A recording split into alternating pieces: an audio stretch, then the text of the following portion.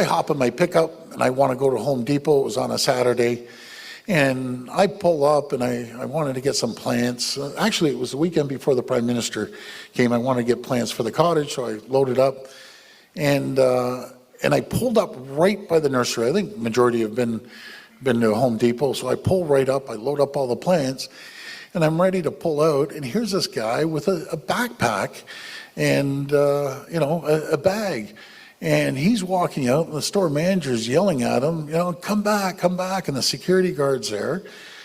And I said, well, go get him. We aren't allowed to go get him. And so he went around the side of where all the plants and outside the parking lot. So I was in my car, I said, screw this, I'm going after this guy. So and by this time, my heart's beating, I'm ticked off. So I go racing behind, no one can see, and I pull up behind him, I jump out of the car, I said, buddy, what's in your bag? Nothing's in my bag. I said, buddy, I'm going to kick your ass all over the parking lot. Show me what's in your bag. And I did. I couldn't help myself. And so I said, buddy, come over here. And nothing's in my bag. And so we start. Now, by this time, the store manager comes, and he's on fire.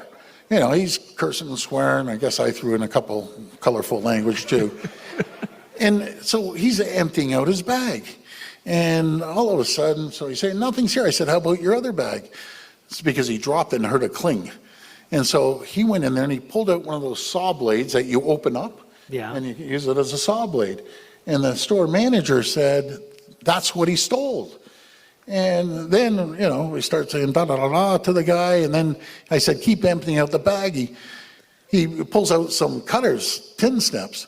And by this time, I'm in a pretty rage. I'm just in a full out rage on this guy.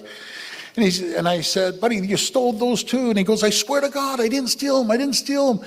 He said, look at the rust on them. I looked at them, they were rusty. I said, okay, those are yours, but the rest?